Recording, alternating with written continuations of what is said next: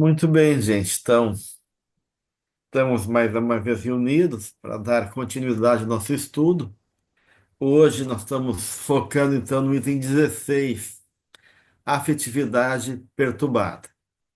Esse tema é importante porque envolve esse desafio que a gente vem trazendo nesses últimos encontros, que é a questão é, do quanto as relações afetivas, né, as dinâmicas relacionais mobilizam uma série de emoções, trazem à tona aquela dinâmica que a gente já tratou em outros momentos, da transferência, das projeções, mobilizando assim aspectos importantes que desafiam a nossa realidade e revelam, né, de uma certa maneira, as nossas limitações e dificuldades nesse campo afetivo, né? A benfeitora, em algum momento da obra dela, vai dizer que o comportamento, né, ou seja, a nossa resposta no mundo, nossa ação no mundo, a nossa atitude, ela é o resultado do grau de consciência naquele momento. Então, o nosso comportamento revela quem a gente é. Claro, a gente pode falsear esse comportamento, né? A gente pode, de uma certa maneira, nos esconder nesse jogo de persona, nesse jogo de esquemas, de padrões, né? Para poder evitar esse confronto. Mas, né, na medida que a gente vai vivendo num campo onde a espontaneidade vai se apresentando, né? Esses elementos inesperados surgem revelando as nossas condições internas, né? E a Joana vai começar a falar sobre isso aqui no capítulo 20, né, do Momento de Saúde, né, que é o capítulo Amadurecimento Psicológico. Ela vai dizer, então, que o relacionamento interpessoal vai revelar, em alguma medida, esse comportamento nosso, né? Porque nesse jogo, né, de relacionamento, né, isso vai gerando, né, vai mobilizando aspectos emocionais nossos. Então, ela refere que no primeiro momento, né, num nível mais ideal, no nível onde o vínculo está se constituindo e o campo das relações são mais superficiais, né? ah, as pessoas tendem a serem mais defensivas, mais preocupadas com a aparência e tendem a se ocultar nessa extensão que os padrões sociais pedem, né? Que é nossas educações, nossa postura que de uma certa maneira está mais comedida nesse momento, né?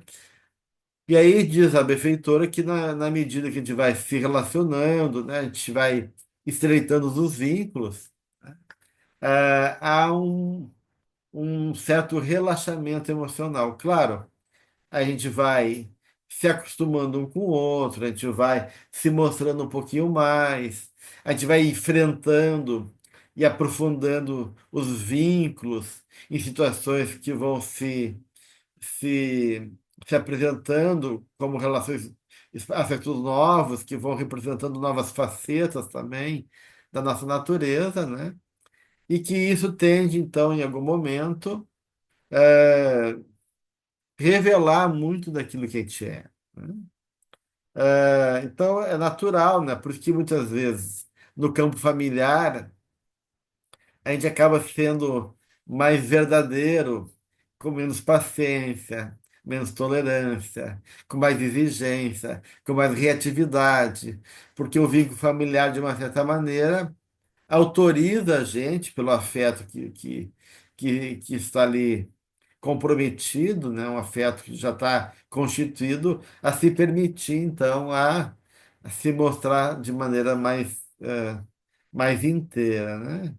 Eh, mas Joana fala, né, que, de uma certa forma, né, na medida que a gente possa trabalhar conosco mesmo, nesse processo de autoconhecimento que passa, né, pela autoaceitação, que passa por uma conciliação conosco mesmo, por esse processo eh, de uma relação mais verdadeira conosco, e necessariamente daí uma atitude mais consciente, né?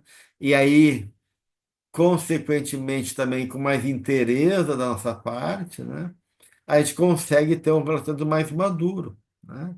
E, e pode estabelecer um, um vínculo mais saudável, né? Então, a Joana começa aqui o texto, né? Trazendo justamente essa, essa necessidade, né? Do ego, né? Poder expandir a sua percepção da realidade que é o ser, né? O ego não se defender nem se esconder por trás de padrões, mas poder estar aberto a contatar com os vários aspectos da sua natureza, porque de uma certa maneira isso garante romper com a unilateralidade da atitude egóica. Quanto mais o ego tem uma atitude unilateral, menos contato e controle ele tem em relação aos processos internos. Ele pode ser tomado por impulsos, reações emocionais que ele não espera. Então, quanto menos eu tenho conexão comigo mesmo, quanto menos eu conheço a minha própria realidade, mais vulnerável eu fico e mais à mercê eu fico de impulsos e da surpresa que a vida me coloca, onde eu sou pego em situações que talvez eu não saiba lidar, né? Então, ela vai falar justamente é, por essa instabilidade, né, que marca a nossa natureza, né? E que muitas vezes então vai revelar aspectos da nossa inconsciência, da nossa imaturidade, das nossas questões internas mal resolvidas, ligadas à nossa autoestima, aos processos que envolvem questões da nossa infância mal resolvida, que está ali latente, né? E são despertados nesse momento, né? Então, a Juna fala da importância do equilíbrio nosso, né? Para poder lidar com as várias situações da vida, porque de uma certa maneira, né, nas relações humanas é natural que o ego tenha que lidar com frustrações, instabilidade, desequilíbrios de várias formas, né? Que desafiam, né? A nossa vida. E aí a gente lança a mão muitas vezes dos padrões que já estão dentro da gente, né? Seja padrão de vítima, ou um jogo de poder, ou seja, ou de sedução, ou de falsidade, ou de exigências, né? Ou seja, qualquer tipo de resposta que reflita muitas vezes um tipo de dificuldade que se apresenta, né? Porque geralmente a imagem do outro tende a acionar muito nossas questões internas, por vários motivos, né?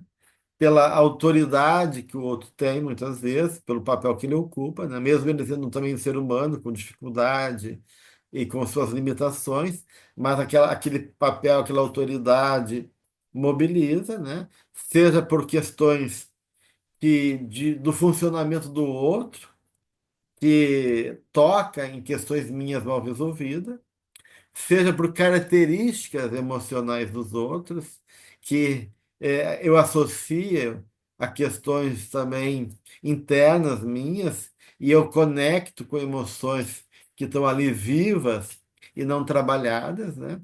Por questões de medo, né? Medo de ser rejeitado, medo de assumir responsabilidade, medo de se expor, Então, aí entra várias questões emocionais, né, que de uma certa maneira vai estar mobilizada nessa interação com o outro, né? Então, e aí tem pessoas que já vão para os relacionamentos de maneira defensiva, ou já vão, de uma certa maneira, criando, impondo, né, na sua necessidade de narcisista, de atenção, ou de eh, ter o poder sobre os outros, seja que tipo de comportamento que possa estar ali sendo motivado, né, já vão com padrões pré-estabelecidos, né? E isso, de uma certa maneira, cria já um jogo que é difícil, que não favorece, né, esse campo afetivo, né, de um vínculo mais sólido e mais verdadeiro, né? Então a Joana vai falar assim que tudo isso vai provocando, de uma certa maneira, estados, né, emocionais alternados, né? Então a gente fica com uma emoção, uma condição interna mais instável, mais volúvel nas relações, aonde ela diz que alegria e tristeza, confiança, a desconfiança, o afeto amoroso e a animosidade acabam se confundindo, né? Porque justamente essas coisas vão começar a se misturar, né? Muito na dinâmica relacional. Então, tudo isso acabam, diz a benfeitora, né?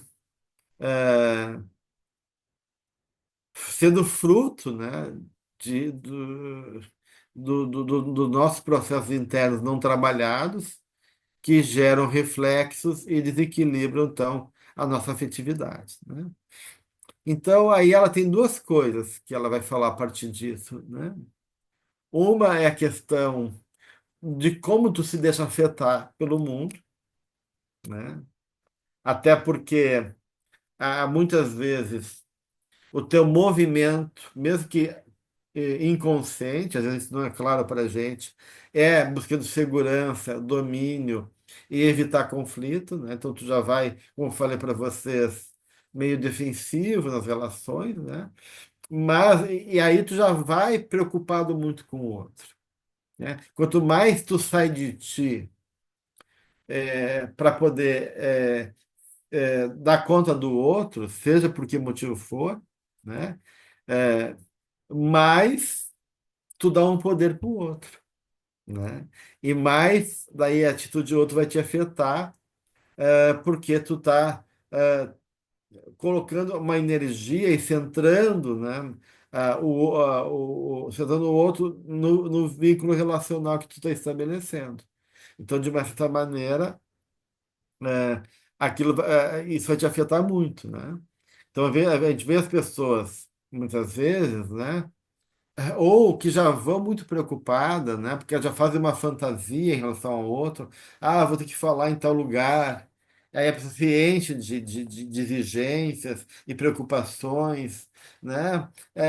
E ela não está preocupada muitas vezes com o conteúdo que ela vai falar ou com o objetivo. Ela está preocupada muitas vezes com questões internas dela, de medos, né? De como ela é vista, né? Das questões internas, das fantasias que mobilizam, que às vezes a pessoa não se dá conta e que é projetado na tarefa. Mas não é a tarefa em si que está gerando aquela ansiedade, mas sim a carga emocional que ela coloca em função da autoimagem dela.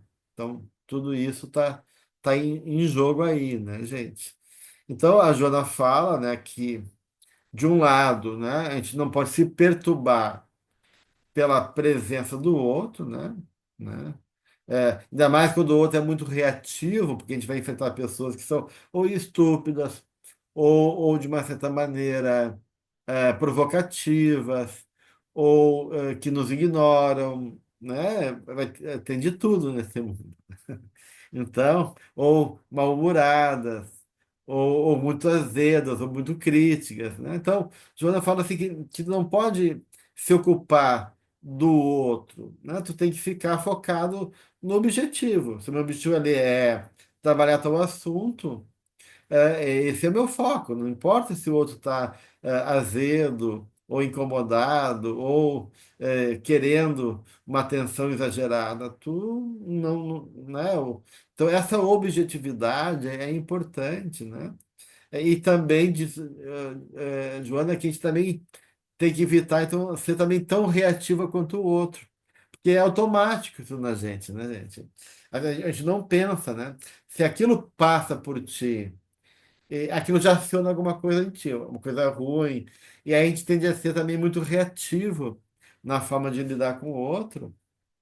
é, e aí a gente vai falar, em vez de agir, a gente está reagindo, né? E quando a gente reage, geralmente, né?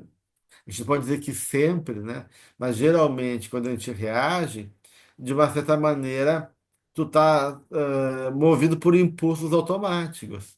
E esses impulsos automáticos, eles são muito uma resposta muito antiga, primitiva do nosso cérebro, da nossa mente, que tem se sentir ameaçado. Então, quando a gente se sentir ameaçado de uma maneira, a gente vai reagir mais agressivamente ou de maneira mais desajeitada. Então, as reações tendem a ser reações mais primitivas, né? Então, e por isso que ela vai dizer que a tua ação e a tua reação revela quem tu é. E se revela quem tu é, isso está revelando também o que tu sente e como tu vê a realidade. Então, né? E um outro aspecto também que a gente tem que cuidar, que é o oposto da reatividade, que é a indiferença, né? Também a indiferença, a pessoa se sentir.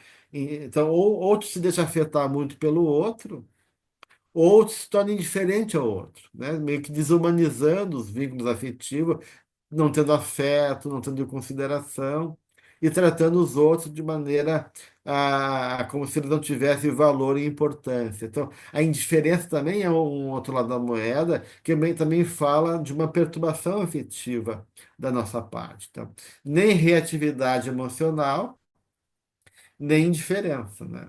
Então, o trabalho aí, né, é poder realmente criar um campo de autorregulação positiva naquilo que o outro me mobiliza e naquilo que a situação nos coloca na atitude do outro, né? E claro que isso tudo é um grande exercício, né, gente? Tem situações que são realmente delicadas e difíceis de lidar, né? Mas ela fala da importância de não perder energia, né? Nesse campo relacional, né? Nem se mascarando, né? Nem na reatividade exagerada, porque nos dois modos tu perde muita energia. E aí ela reforça todo esse movimento do trabalho conosco mesmo, né? Da consciência, do aprimoramento, de poder manter também uma visão positiva da vida, para que a gente possa responder de maneira favorável, né? Positiva, simpática, cordial, amorosa, construtiva e assim por diante, né? E aí ela fala que para isso para que a gente consiga com essa atitude, é fundamental, diz a Joana, né? É fundamental. Ela não fala essa palavra, mas o sentido que ela quer dar é esse, né? Que é fundamental a gente não querer modificar o mundo, né? Ela vai dizer, até vou ler aqui, né? Qualquer pretensão de modificar o mundo e fazê-lo girar como o te aprouver é alucinação. Olha só, ela é uma frase forte que ela usa, né? Querer mudar o mundo ou fazer ele girar em torno de ti é uma forma de alucinação, é loucura, né? Então não tem essa pretensão. Jesus não teve essa pretensão, né? Ele viveu acolhendo, suportando, com paciência, né? Dando o seu exemplo e perguntando o que tu queres de mim, né? Quando a gente chegava perto dele, a primeira coisa que ele fazia é perguntar o que tu queres de mim, né? Então, de uma certa maneira, Jesus amou e de uma certa forma revelou possibilidades, né, novas para a gente. Mas ele não forçou ninguém, né, a mudança, né? Então, a Joana falou que a melhor forma de mudar o outro e o mundo é a nossa transformação íntima, né? E é claro, a gente sabe disso, né? A gente está, digamos assim, é, mil vezes a gente lê isso, né? Lá, tá lá no Evangelho, né? A melhor pedagogia é o exemplo, né? O exemplo é o fator de maior transformação na nossa vida. Então, e na vida do outro. A melhor forma de mudar o outro é tu dando o exemplo, né? E isso que ela propõe, né, nesse campo de vínculo, né? De a gente poder ser o modelo, né? Assim como Jesus foi o modelo, diz ela aqui, né? Nunca se perturbou diante da realidade humana e nem se foi prepotente, né? Mas manteve a sua postura serena e na sua exemplificação revelou, né, como médio de Deus, essa mensagem de amor que ele veio trazer para todos nós. Então, mais ou menos é isso que ela está trazendo no capítulo 20, né, em relação a essas ideias, né? E aí no capítulo 11, que é do amor imbatível amor, que é o capítulo de desajustamento e afetividade perturbada, né? Ela vai também tratar sobre essas questões relacionais e ela começa falando da massificação, né? Essa realmente tendência que é da grande parte da humanidade, né? As pessoas não pensam, não elaboram, não têm juízo crítico. As pessoas são tomadas por movimentos emocionais e por movimentos coletivos da qual ela se sente, de uma certa maneira, identificada. A gente vê esses grandes movimentos aí de massa, na psicologia de massa, né?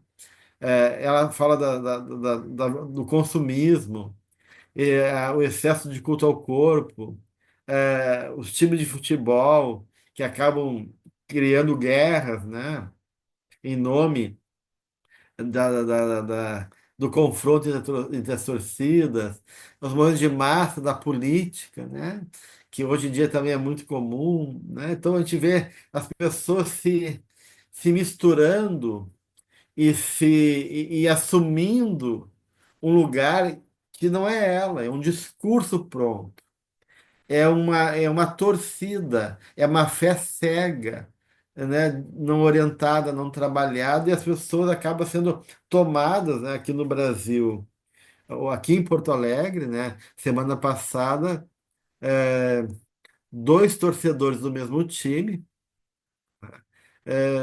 se esfaquearam e os dois morreram, né? E eram dos dois do mesmo time e vieram do. Não sei se eu não me lembro se era da Colômbia, né? Não, não, eles não eram daqui. Vieram ver o jogo aqui. No final do jogo foram para um bar. Eram de torcidas, apesar de ser do mesmo time, eram de torcidas diferentes, né? De núcleos diferentes, que tinham uma certa rivalidade e acabaram, é, por uma besteira, um esfaqueou o outro, outro revidou, um morreu na hora, o outro foi para o hospital e acabou também desencarnando. Então, olha a estupidez, né? Que as pessoas, em nome de um lugar, mesmo sendo o mesmo time, quer dizer, nem chegar nesse lugar de comportamento, né?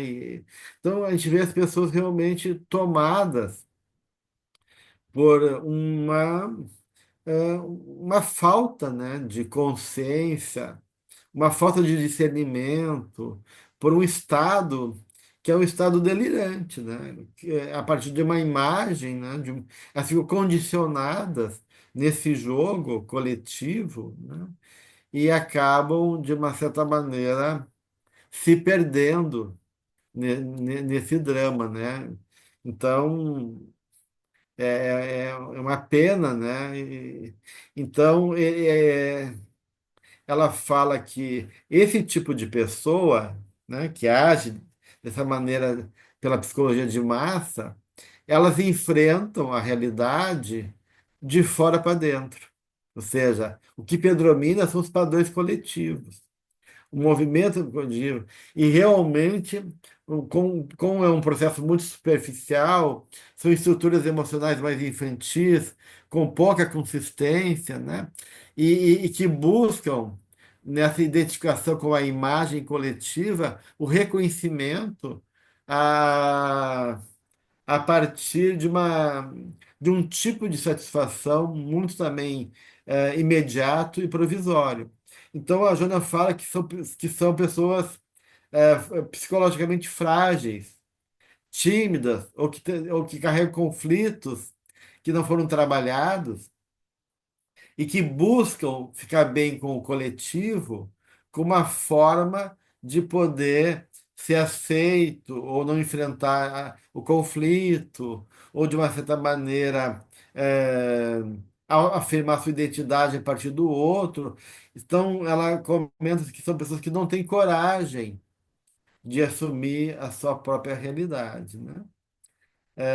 Então, é, ou elas ficam apagadas no coletivo, para poder esconder, escamotear suas dificuldades, né?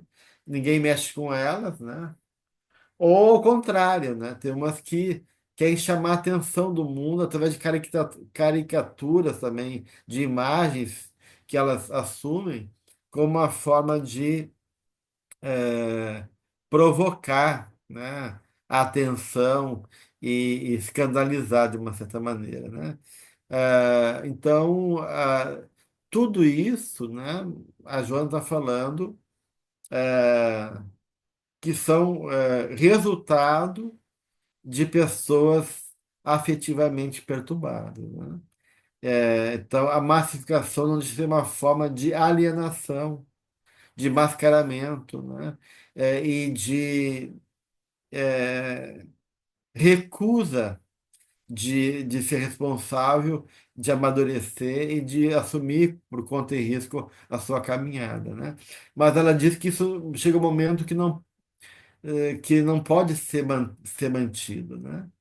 Porque o self, né, o movimento da vida e a força autorreguladora do self provoca, né, movimento. A vida, o amor exige mudança, transformação. O trabalho é amor em movimento, né? E a vida trabalha, né? A lei de evolução faz, como diz a Joana, desabrochar, então, eh, aspectos que estão lá dentro, né? Eh, ah, e, e que e que há impulso do self que não pode ser ignorado. Então, de uma certa maneira, o self, né, ele vai criar movimentos, impulsos em direção a algo, ou ele vai provocar um, uma tensão interna de forças para botar em questão a atitude do ego. Então, de alguma maneira, isso vai acontecer, né? Há um momento do colapso da persona, há um momento da frustração, há um momento da angústia, do vazio, há um momento da perda de interesse, há um momento da frustração, há um momento de impulsos e fantasias que surgem, que confrontam questões minhas que eu não estava reconhecendo. Então, há todo um movimento, sempre, né? O movimento do self ele é um centro autorregulador da psique. De uma certa maneira, a vida, na sua fonte criativa, que é Deus, e o espírito, na sua essência, que está na base da nossa personalidade, está, de uma certa maneira, mobilizando as saídas, tentativas novas, possibilidades outras, que, de uma certa maneira, é, impulsiona a gente para o crescimento, né? Por isso que a Joana vai colocar aqui, né, que o indivíduo está fadado a viver em algum momento a sua realidade superior, né? A sua plenitude, né? Ou seja, né? E há algo que chama ele, né? Que chama para além da sua dimensão pequena, egóica, né? E aí o quanto é importante a gente poder realmente, né? Poder estabelecer, né? Um caminho maduro e aproveitar os vínculos, né? Como um exercício, né? Como um exercício, né? Isso é importante, né? Como é que o outro me afeta? Por que que ele me mobilizou outra coisa? E não e tentar não julgar o outro, porque a tendência da gente é sempre sentir atacado e reagir e julgar o outro. Então é muito menos sobre o outro e muito mais sobre nós. Então a gente tem que realmente. Não importa se o outro for inadequado, se o outro tem uma instabilidade emocional, se o outro é perturbado, se o outro tem questões éticas questionáveis, se o outro é uma pessoa que se sustenta na vaidade. Importa de como o outro é um instrumento que revela questões minhas, né? E de como eu me reconheço a partir disso, né? Até que ponto, aonde, né, eu me perco, em que momentos eu fico emocionalmente mais vulnerável, que núcleo de inseguranças aparecem e que momentos são ativados esse núcleo de insegurança. Que tipo de coisas eu valorizo nos outros? Que movimentos no outro me tocam mais profundamente, destabilizando meu estado emocional. Então, tudo isso são questões que a gente tem que estar presente, né, em nós para poder compreender esse jogo, né?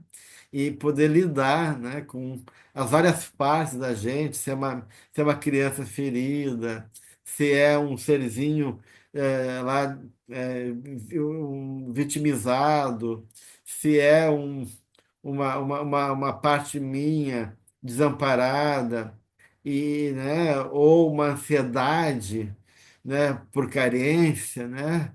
Então, tudo isso são elementos de muita preciosidade, de muito valor a gente conseguir reconhecer e poder fazer, no fundo, né, aquilo que Joana propõe, que é uma reconciliação conosco mesmo, um trabalho conosco mesmo, né, sem fugir do meio social, né? Então, a gente não tem que fugir, nem agredir o mundo, nem querer mudar o mundo, nem fugir do mundo. É claro que Jesus se recolhia em alguns momentos para orar, a gente tem que ter um momento nosso de paz, a gente tem que escolher os ambientes mais adequados a gente, mas, né, a Joana falou que o nosso compromisso é no mundo, né? Então, esse enfrentamento social, ele vai acontecer na nossa vida, no trabalho, nas relações, é, quando sai da rua, nos grupos espíritas, na casa espírita, no campo das dinâmicas familiares e assim por diante, na vida afetiva em geral. Então, todo o enfrentamento social, né? Diz a Joana, é uma expressão de desafios existenciais que fazem parte do nosso crescimento moral e na busca desse autoencontro e da nossa autorrealização, né?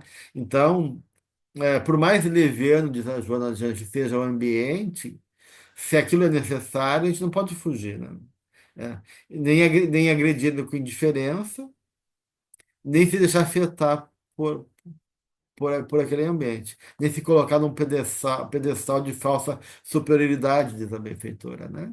Então, é como de estar presente, de ser colaborativo, mas não dependente e não escravo da situação.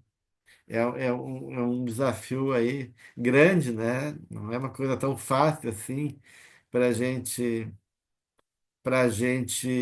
lidar, mas é uma grande experiência e uma grande oportunidade de crescimento, né?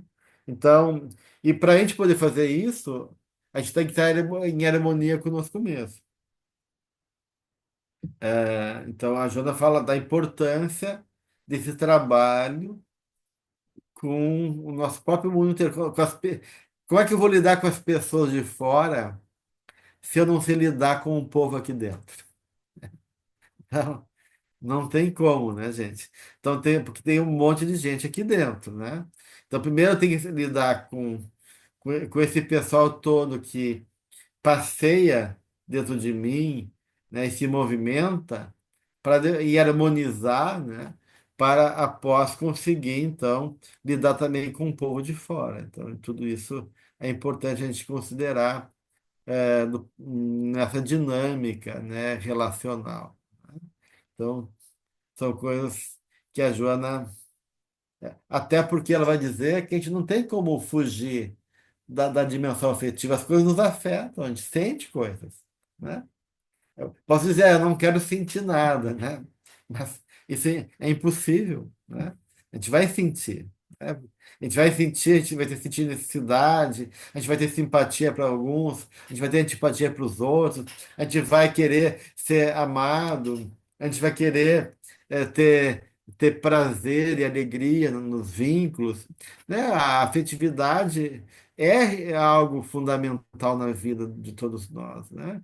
E que é, é motivo, né, através do afeto, que a gente possa realmente encontrar bem-estar, gratificação, estímulos positivos, né?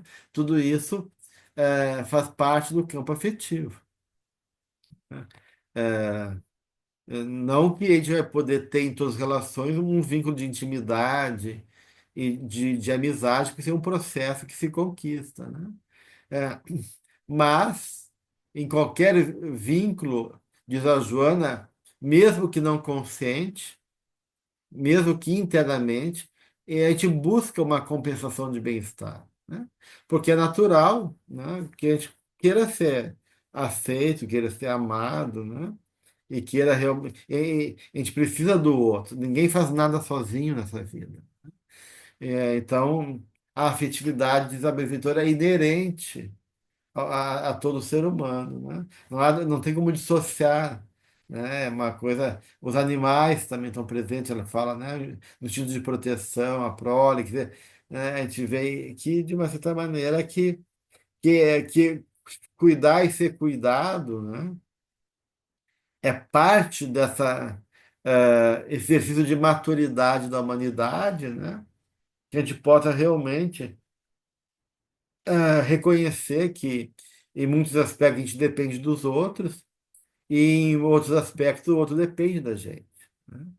E isso tudo vai construindo, né, questões importantes do ponto de vista das necessidades afetivas e do campo emocional que se movimenta na dinâmica a relacional, né, gente?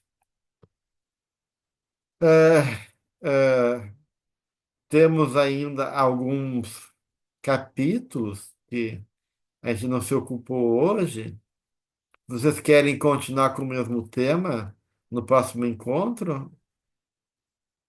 Ou querem já Sim, partir para outro tema? Continuar? Continuar. sim, continuar. Continuar. Tá, Eu hoje não sim. estou achando o tal da mãozinha. Eu tenho uma Sim, pergunta. sim, continuar. Eu queria só perguntar qual foi o livro, qual foi o capítulo, se foi o 15 ou 16, É o porque eu item realmente 16 eu entrei estou mais lendo. tarde, eu não consegui entrar. Peguei tudo que o Sim, Fabrício passava, eu não é consegui o entrar. item afetividade perturbada, item 16, Ah, tá? então tá certo, é isso que eu estava. Tá certo, então. Vânia, tu falou que queria fazer uma questão, É, aqui no capítulo 11, no meu livro, é a página 194, ela fala. que a gente não pode fugir das próprias heranças interiores, tá? Uhum. E vai dizer que há uma predominância das paixões, que ela chama paixões dissolventes, né? E que essa predominância das paixões sustenta o fenômeno de estacionamento, ou seja, entendi que seja do nosso progresso, né? Que as nossas paixões vão dificultando que a gente se desenvolva, né? E aí ela diz assim, isso no momento quando ocorre, quando luz a oportunidade de ascensão, de reharmonização interior para o salto valioso de superação do ego e conquista total do self.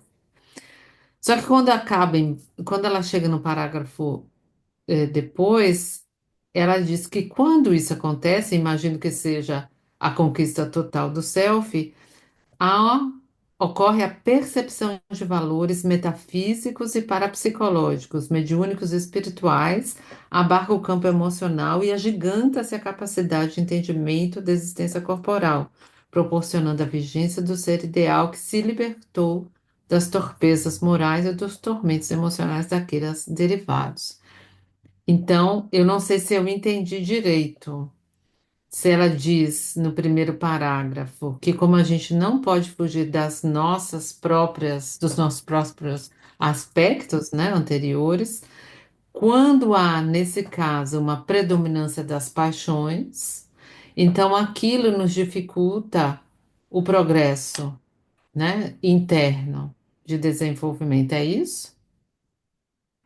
É, sim, com certeza. Que, como né, tem aquela frase de Nietzsche, que a gente já comentou aqui, né?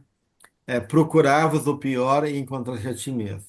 Uhum, E o Jung vai comentar, ninguém pode fugir de ti mesmo. uhum, Então, a gente não pode, eu não posso dizer para mim, ó, fique em casa, meu lado X, porque eu vou em outro lugar, tu vai lá estragar. Né? A gente vai levar aquilo que a gente é. Não tem como dissociar, mesmo que a gente possa dissociar em alguma medida, né? Mas a dissociação é perigosa e pode ser motivo depois de, em vez de uma resolução, um aumento de conflito, né? Então, como a gente não tem como dissociar e a gente vai levar nós por inteiro, se eu não estou com essas coisas trabalhadas, se eu não tenho essa consciência de mim mesmo, se eu não me trabalho para reconhecer esse aspecto em mim, daí sou movido daí por impulsos ligados às paixões que me mobilizam, é natural que isso vai gerar, né, uma série de coisas, ressentimento, raiva, ciúme, exigências infantis, reações, né, rejeição, né, são essas paixões que mobilizadas nesse jogo, né, de ser amado ou de impor suas necessidades e assim por diante, né? uhum, Então isso acontece. Agora, quando a gente começa a harmonizar e silenciar nossa mente, uhum, onde o conflito não está mais presente, o que acontece? O nosso campo mental se expande e a gente está uhum, mais aberto, né, justamente a esse vínculo maior de afeto e de uhum, conexão com o aspecto transpessoal da realidade. Por isso que vai abrindo também a nossa capacidade de ampliar as vinculações na dimensão mediúnica da nossa natureza, né? entendi. Obrigada. Eu queria só perguntar uma coisinha, porque, por exemplo, agora que a gente percebe tantas pessoas que fazem análise o tempo todo, nossa, ficou é moda, pelo menos aqui na Suécia. E então, eu não sei, nunca fiz isso. Então, eu queria perguntar se isso aí é uma coisa que ajuda, ou a pessoa está numa frustração. É frustração também, né, Gelson? Eu não Eu sei o que acho que quer dizer com análise, eu não sou. é frustração, na verdade. Porque se tu diz análise, um jogo de racionalizar, de interpretar e de julgar, daí isso realmente é ruim. Agora, se fala de uma análise, que é a de refletir sobre as coisas, daí isso é uma coisa importante, fundamental, que a Joana propõe, né? Que a gente possa refletir, avaliar, né? Que nos cabe, né, na nossa capacidade racional de poder, né, elaborar, poder discriminar a realidade, poder entender, compreender.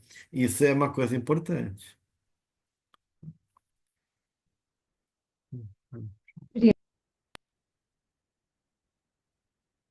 Muito bem, gente. Estamos no nosso horário, então. Então, no próximo encontro, a gente continua no tema, tá?